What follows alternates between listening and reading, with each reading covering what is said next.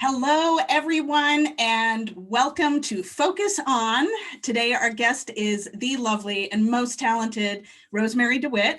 My name is Catherine Hecht. I'm the Executive Director of the Alexander Valley Film Society, and I'm thrilled to be here with you today. This is day probably 987 of Shelter in Place, and this has been just a great opportunity for us to connect with artists and filmmakers in a time that is so tenuous for so many, and celebrate the things that can really bring us together, like art, movies, storytelling, a love for the cinema. So without further ado, I am so pleased to welcome our guest today, definitely one of my all-time favorite actresses, and a personal pleasure to be able to speak with her and share this conversation with you all. Please welcome Rosemarie DeWitt. And you're unmuted. Sorry, go. Thank you. That was such a nice introduction. Oh, good.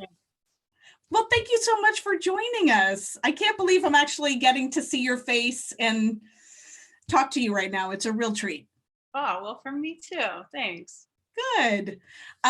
We decided to focus today, and this was actually Jenny Gomez's suggestion. She suggested we focus on your sister's sister as kind of our launch in the conversation today. What we do is we ask our audience to go watch the film, rent it, watch the film, and rent or buy it. And then what kind of questions do you have for Rosemarie, and or about the production, career, that kind of thing.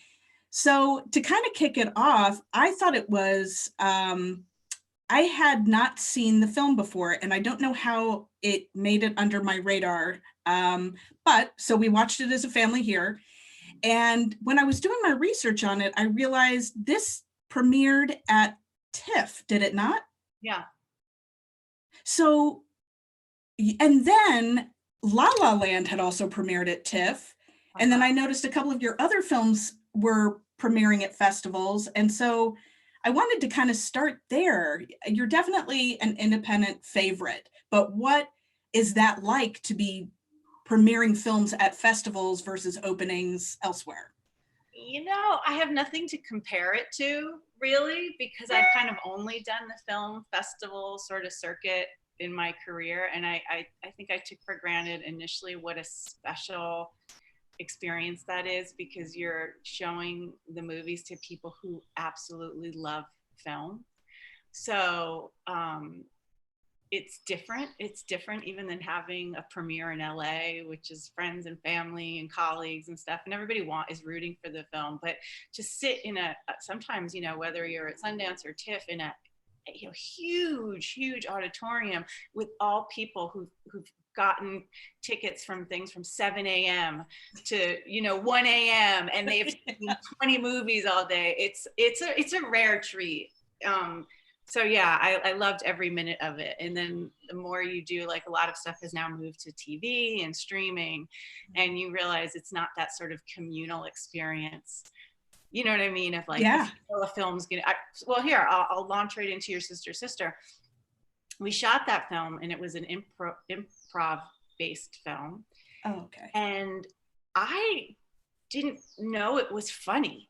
Like, I just thought I was in like a quirky, interesting, independent drama. And then I think the first time I saw it with an audience was at Sundance, and they were cracking up. And as my character, I was so offended. I'm like, are they laughing with us or at us? Like, what's happening? Just because when you embody someone's story, you don't, you have to really take their point of view and be a lawyer for your character. You know what I mean? So I didn't see the humor in it until much later. Did you, so you first saw that at how did that work? If you saw that at Sundance, was it at TIFF first? You know what? I was doing, here's some real personal information, a round of IVF during the premiere at TIFF, and I kind of knew it was our last one. So I was like, sorry, starting a family movie premiere. So I didn't see it at TIFF, but I'm sure it was great there too. Obviously it was. I think it won an audience award there. Oh. Or it was nominated. Well, they missed out. Jeez Louise. What? So I know we're not supposed to believe everything we read on the internet, but I feel like I read something somewhere about you taking that role fairly last minute. Is that true? Yeah. So I think it was a Saturday. Someone said Lynn Shelton's gonna call you with a film offer, but the thing is, it starts on Tuesday or something. Oh my God. And I was in LA and I had seen Hump Day, so I was really excited. Like I was a fan of just sort of what she accomplished with that movie, and so I had that little bit of a heads up on, and then I got a call from the actress who had to bail, who I knew just a little bit. She had directed me in a short film. And she said, oh, you're going to get this. I hope you can say yes, because she felt terrible that her schedule shifted so radically and she had to bail. But what happened was I was shooting United States of Terror for Showtime at the same time in Los Angeles. And I begged and pleaded with the producers to let me do it, because we shot on Orcas Island up off of Seattle, the San Juan Right. Island. Yeah. So it was a logistical nightmare for the TV show. So what I would do is I shot Monday, I shot Tuesday in LA, and then I got on an airplane to a ferry or a float plane, I forget which, and then introduced myself to Mark Duplass and said, hi, I'm Ro. He said, hi, I'm Mark. And we said, okay, we have like a drunk scene and a sex scene and a something all tonight. And then you're leaving tomorrow to go back to LA to go to work. So I think I shot 9 days on Your Sister Sister and 2 episodes of TV all in 2 weeks. Holy smokes. It was fun though. You know, that's amazing. That's why, yeah. And so was that the first time that you worked with Emily Blunt? Yes. I think the first and only. I worked with her husband since twice. I love her. She was, I mean, it was kind of that was a magical trio. You know, it felt like we were at summer camp and also, you know, just it's also the opposite of doing those big studio movies where there's no cooks in the kitchen. It was just Lynn and her DP. I think we had a crew of about 8 or 9 people, and we cooked dinner and ate dinner every night together and made movie during the day, and all stayed in these cabins, you know, in the Pacific Northwest, and made this movie for I think $12,000. Yeah, like I think it had a really crazy low budget. I think I got more money in post, but wow. Yeah. That sounds so special. It was awesome.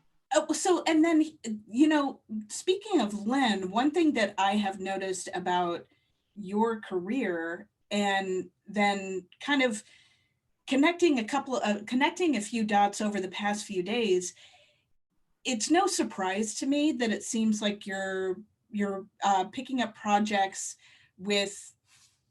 you're repeating with people, Jonathan Demme, Lynn, and it's interesting on an educational front. We always talk about with our kids that relationships are so critical, and maintaining relationships, healthy, positive relationships, has so much to do with you know, where you can go and what you can do in whatever career you want. But can you talk a little bit about that? Because it seems to have happened a couple of different times. Yeah, I mean, for me, it's happened in the ways that I'm most comfortable with, which are like creative partnerships that I value, and hopefully they're, you know, we feel the same way about each other. I think it works that way just in general in Hollywood. And I remember one time having an agent say to me, would it kill you to put a pair of heels on and go to the chateau? And I was like, it would kill me. I don't do that. That's just not my jam. That's not my style. Because after a point when people do know who you are a little bit, you know, that you've had, you know, some things in the can, it is a business about relationships. And you never know who said what to whom behind the scenes, but I definitely have, specifically actors, because I've worked with a lot of male actors, maybe as a wife or a girlfriend or whatnot. And a lot of them have tended to be friends. And I think they just want to know that someone's going to be game and supportive and easy to work with. And so I think it's relationships no matter how you look at it. And then some people probably really get out there and network and schmooze, but that's not me. So it has to happen on set or nowhere.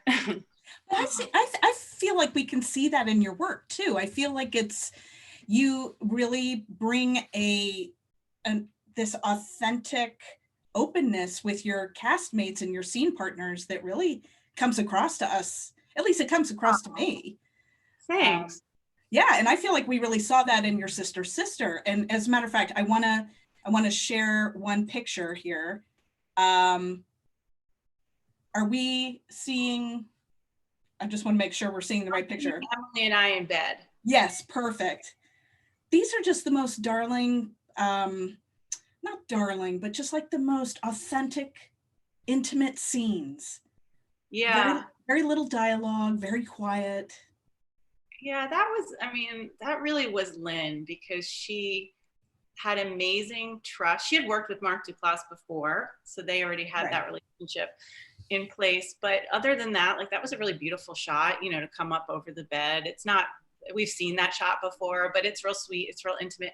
And then she just allowed, and I know where other things that I've worked on since then, sometimes, there's beats in the script you have to hit and this or that, but I really felt like Lin let the performances and whatever the actors brought to the script be the film. So when the lightning in the bottle moments happened, she just went there. That's where she spent the time in the editing room and built the film around that. You can't always work that way. I mean, like I said, this was an improv film, but I always wish more films did that, because I think they decide before they get the live human beings in the room what's most important.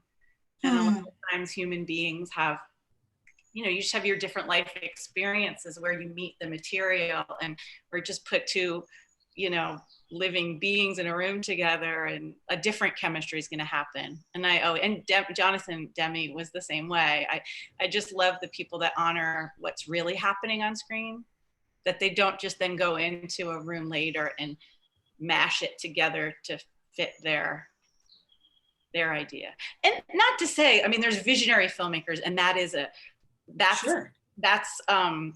What am I trying to say? That's important too. But when you're looking for character driven, yes, intimate, yes. Then it's a different kind of thing. I love it. I love it. I have a question that's come up. As to the ending, obviously that's part of the story, is the way it ended, but what do you think happened? What do you wish happened? I mean, like I said, that I was doing IVF at the premiere and my girls are adopted. I think it's highly unlikely. Well, no, I mean, she did get pregnant. I don't know. I think I was already 40 when I shot that movie. I don't know. I'm trying to remember back. I guess what I would just say is there was definitely the birth of love for the three of them. You know what I mean? Like, they were all just wounded and trying in their own way. And I don't know if it was an actual baby. I don't know if they all raised that baby together, but yeah, there was a birth of love. What about the drunk scene? Do you, I feel like we've seen you drunk on screen a few times. What, do you have any tricks or? No, I wish I did. I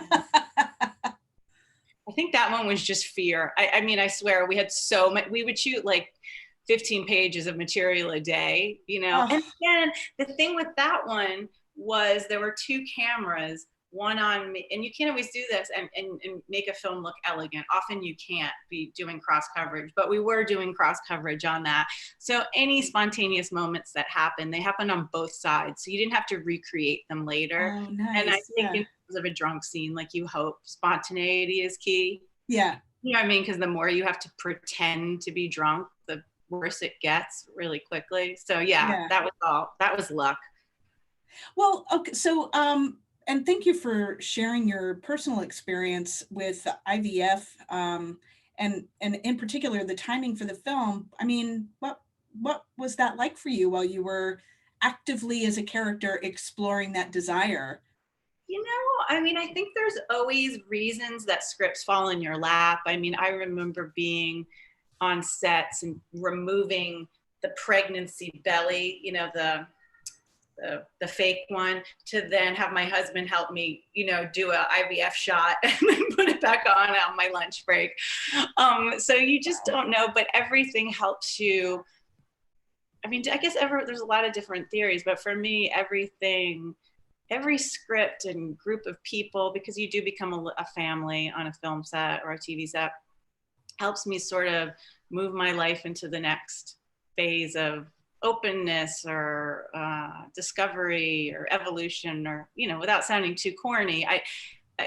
I mean, I have done movies that were just for entertainment, but I tend to do things that speak to me in some way so that I can move my life forward and grow some part of myself.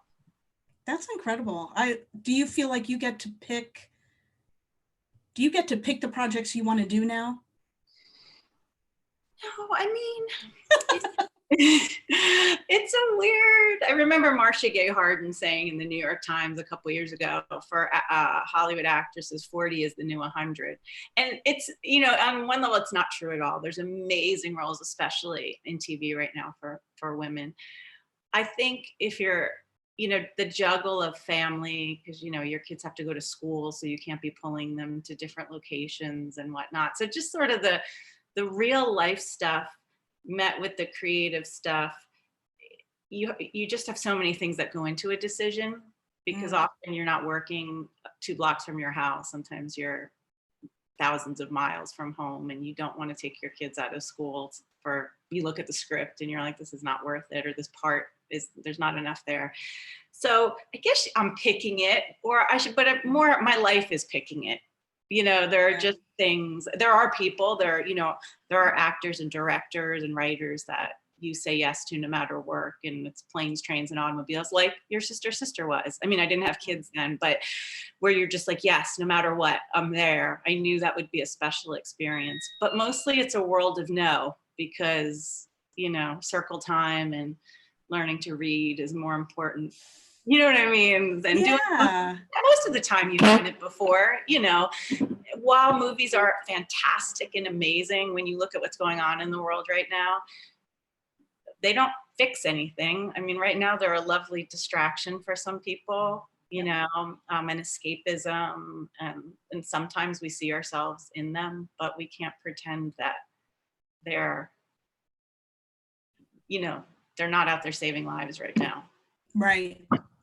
Yeah, that's an interesting point. And I think I talked to Ron about this last week, but we had this interesting experience here where we had the 2017 fires hit Sonoma County 9 days before our festival was supposed to take place.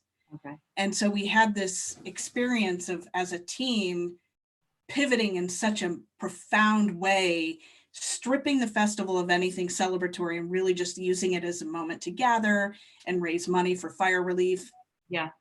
And one thing that came out of that we've really, I don't think it was surprising, but it was something that we have really championed since then, was that feeling when people came together for the first time after the fires hit. A lot of them were gathering in a movie theater or for a dinner before a film or something like that.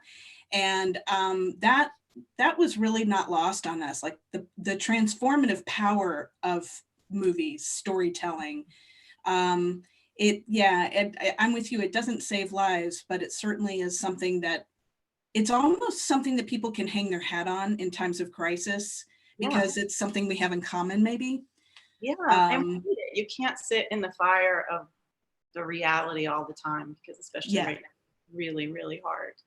So I know people take solace, and sometimes it's going back to episodes of Friends or Curb Your Enthusiasm, like whatever it is for you, I mean, and it's been that way since, like the Great Depression. Entertainment was huge, Are you watching? Have you gone back to any old series? I have a 4-year-old and a 6-year-old. So, and if I'm sweating a lot right now, it's because our AC is out and it's hot in LA. And last night we were pitching a tent on the porch to sleep out there with the kids. So, I mean, and they had my iPad and were watching Contortionists. So they kind of rule the day in our house. We did binge watch Tiger King. That was our escapism, our crappy lowbrow escapism. Well, ironically, the other huge series right now, besides Tiger King, and it's not nearly as lowbrow, is Little Fires Everywhere. Yeah. Yeah.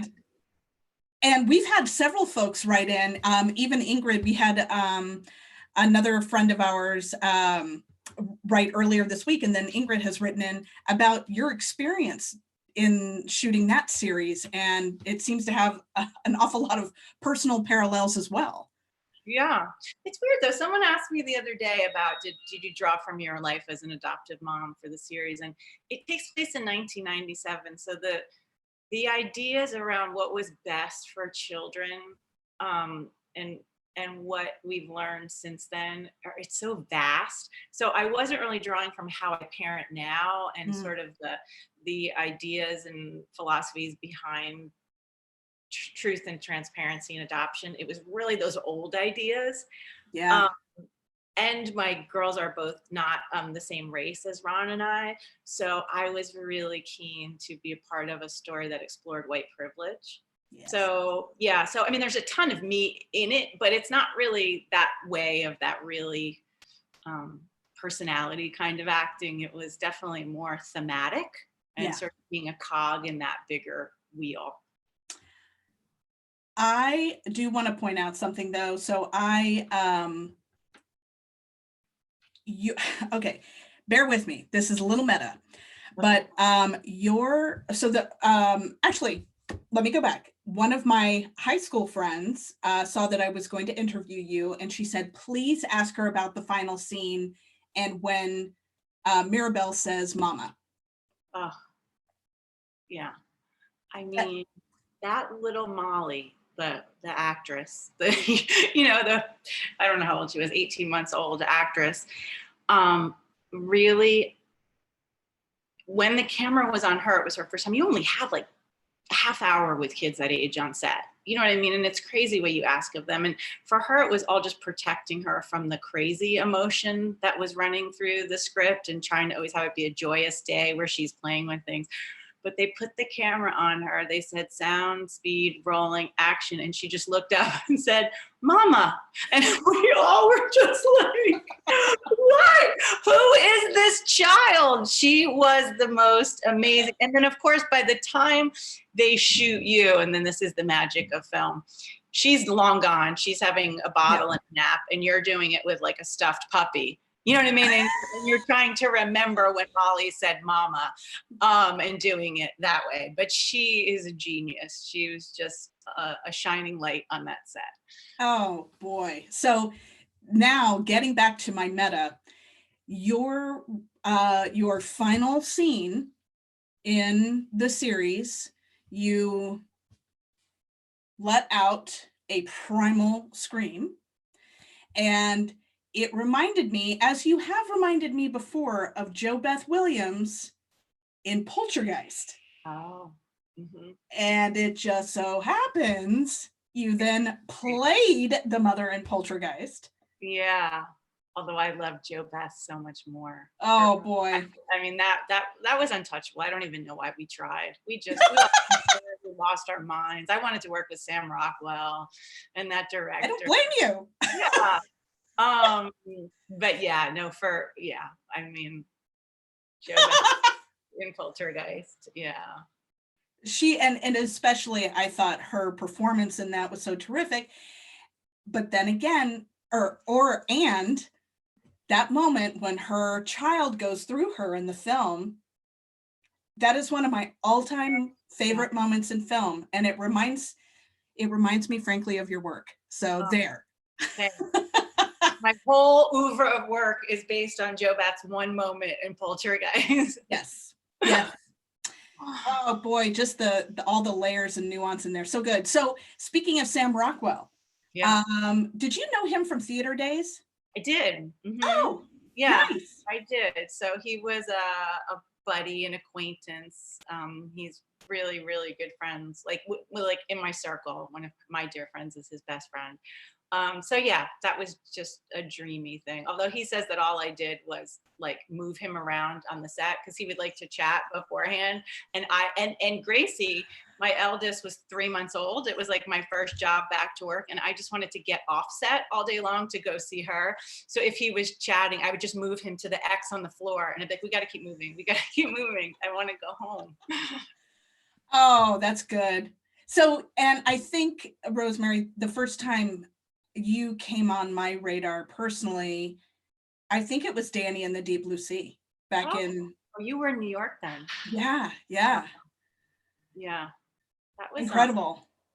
that was one of those ones. Those, for people who don't know that play, if you come out of the New York theater community, you've seen those scenes done 9 million times because it's an acting class special that everybody does. Mhm. But it was so much fun to do it. It's just like a hard adrenaline 90 minutes of theater. But again, those things prepare you. Then when you get the call for your sister and say, can you do an entire movie and 2 episodes of television in 12 days? You're like, sure, Yeah. because it is easier. You can do anything for Mhm. 5 minutes when they yell action and cut, or even 20 minutes in a Lin Shaye movie. But once you do theater, it really is good training for everything else. Do you feel, do you have a preference, theater versus film? No, and it's a bummer because I haven't.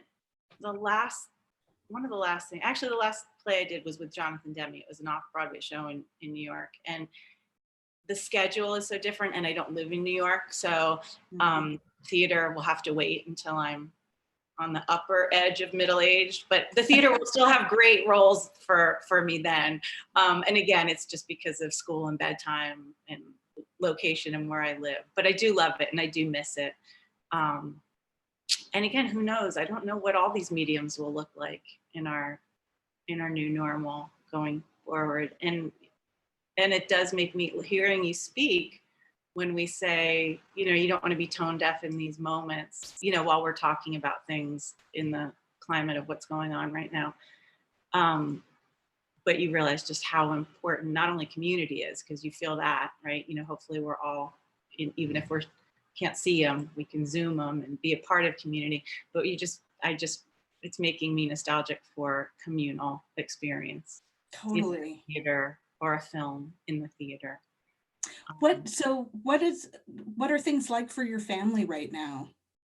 I'm sitting in our gymnasium. This is our living room that we have all the furniture cleared out because it's where we class and stretch and just where we just do everything, fold laundry, just throw everything on the floor. My dad is here. He's 87. So I feel super lucky because Oh, wow. we quarantined when we knew we were safe. We got him.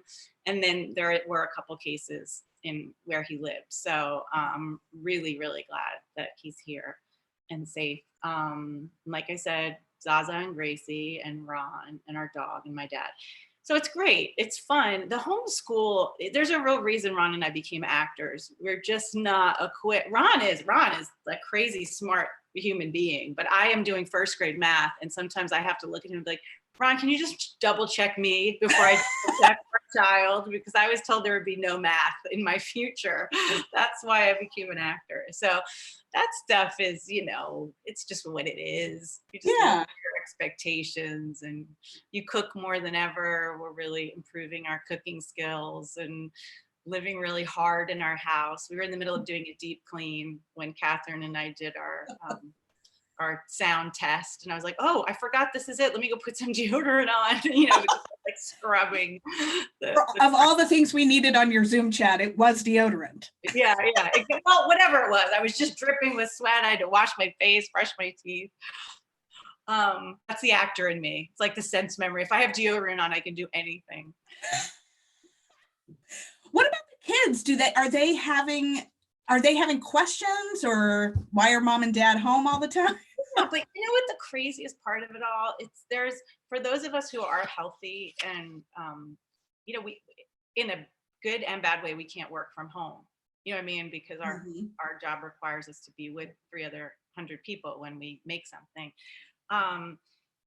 they experience us as never playing with them. But that's just because now we're like cooking 3 meals a day, doing nonstop laundry, cleaning, homeschooling. They're more used to us kind of being more fun, I Yeah. guess, in a way. So we're trying to just some days, like today, I was like, pancakes for breakfast, peanut butter and jelly for lunch, like so we have time to play air hockey and roll around on the floor. My eldest one is an extrovert, so she misses her friends, Yeah. people. And then the little one, who's like a stage 5 clinger, doesn't care if we ever, like, she wants us to stay in this house together for the rest of our lives.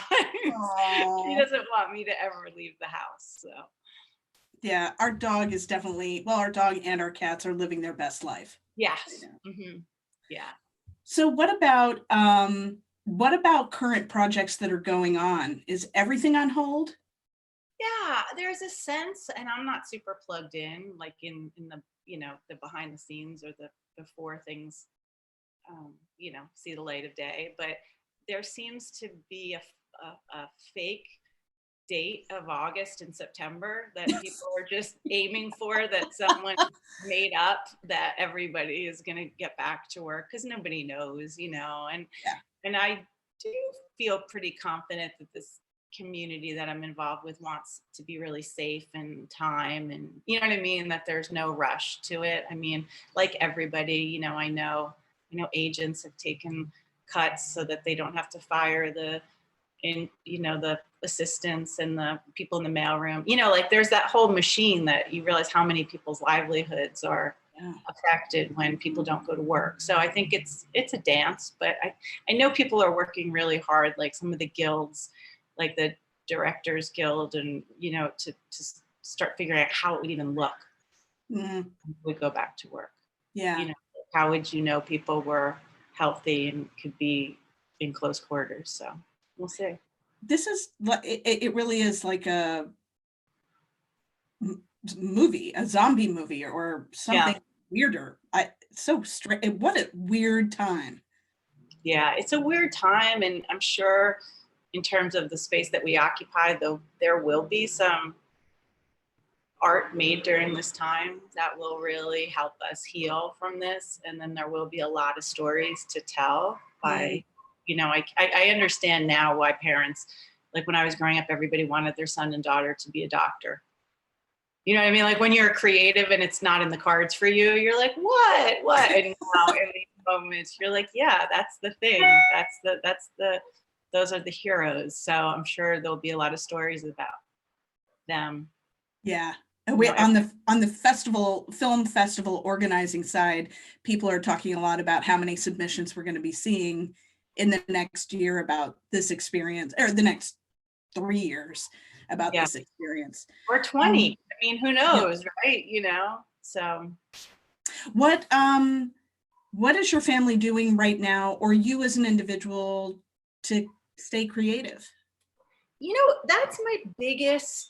that's for me the biggest challenge, because it's just it's hard to be creative with your family, like climbing on you or sit, you know what I mean, like Yeah. sitting on you. And they are, when you say what do they understand about coronavirus, like they don't understand much. I did hear my 6-year-old try to ask Siri the other day if Siri had coronavirus, you know what I mean. And so I know she's worried, we talk about it, Mhm. but they don't understand the concept of alone time or Sure. creative time. Like, so if you Yeah. want to be like, mommy needs some time right now, she just wants to write in her journal.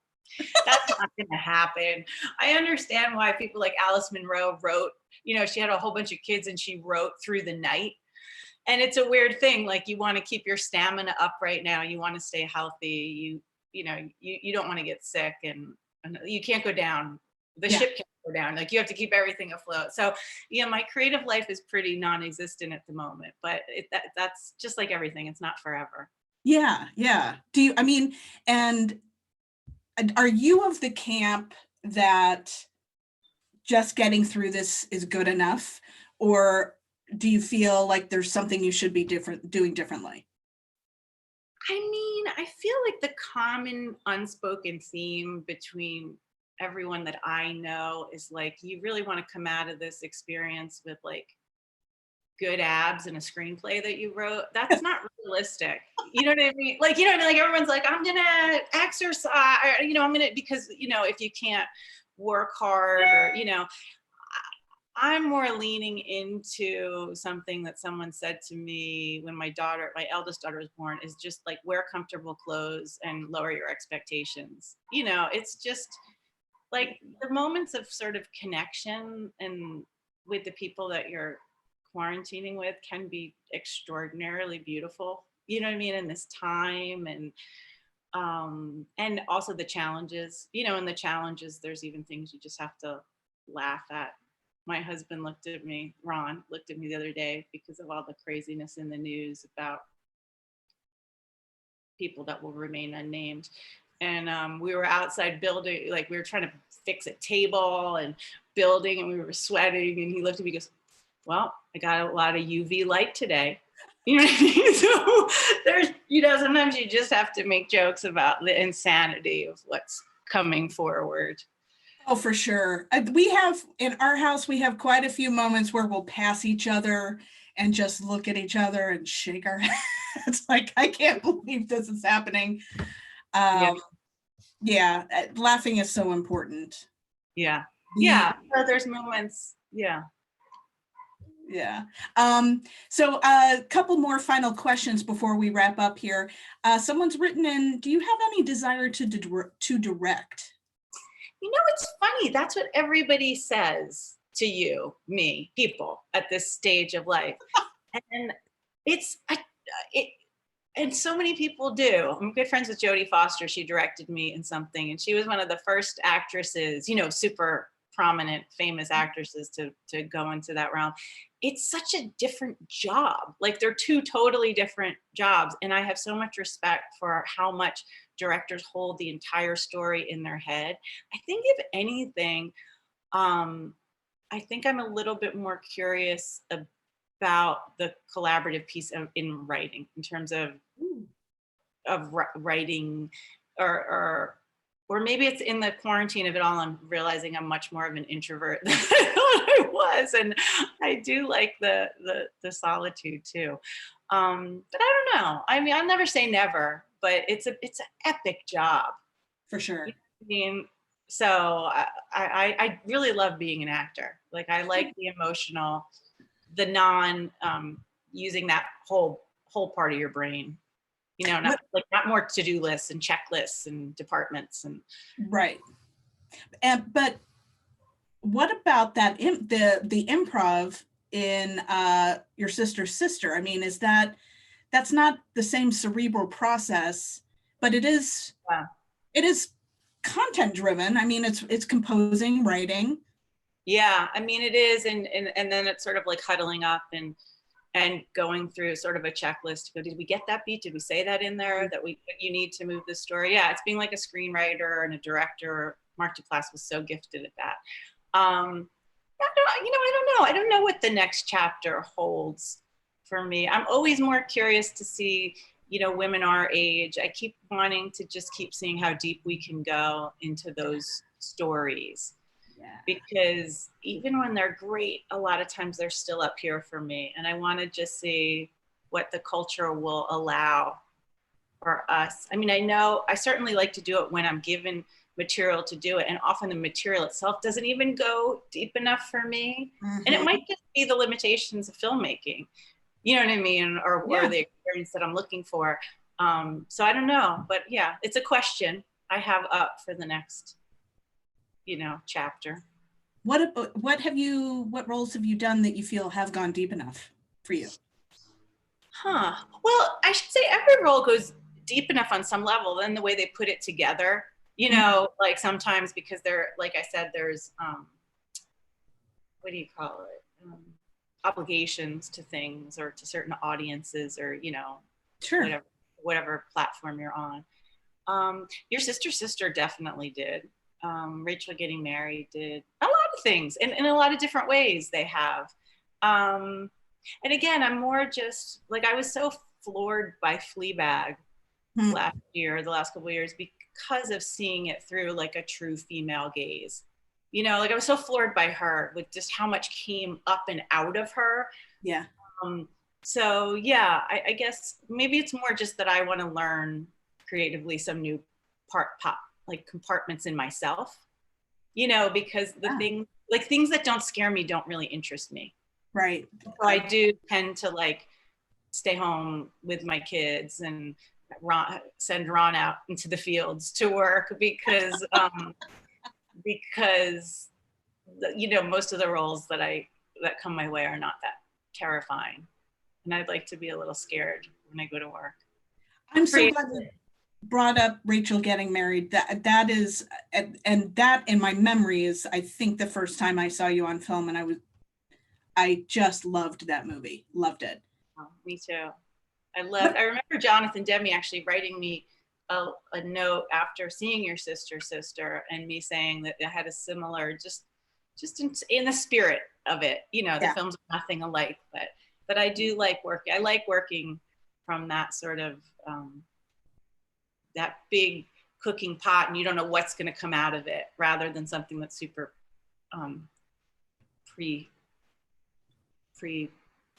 prescribed.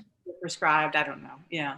Something like that. Yeah. And as someone here has also written on, Christian from Healdsburg has written, I love Rosemarie DeWitt, and I loved her in United States of Tara.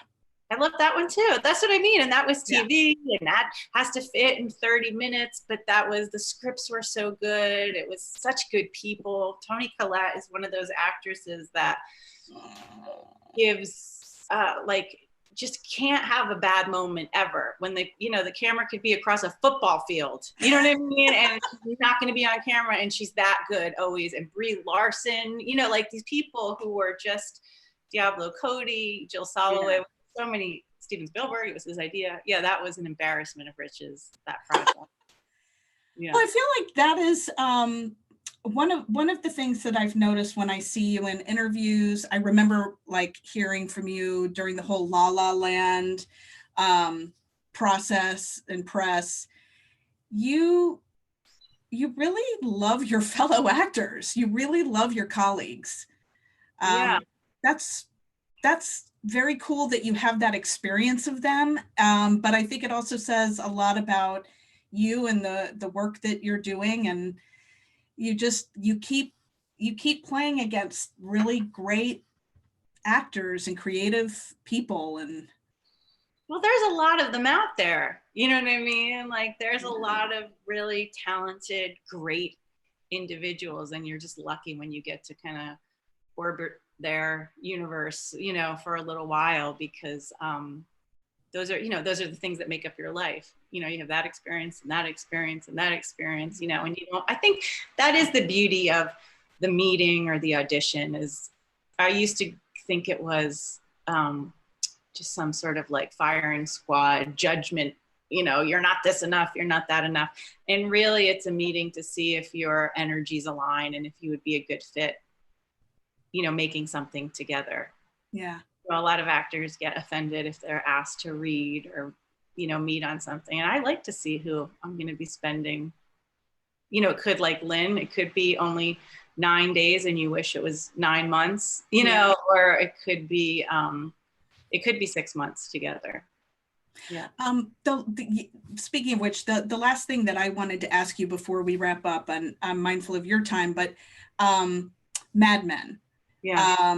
I wanted to get your input a little bit on what the casting process of that was like, and your experience of that work.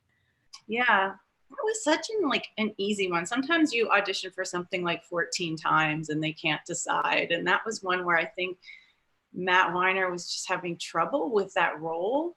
And I forget what he said about it, but just that people were trying to be super overtly sexy, or I forget what it was, but something.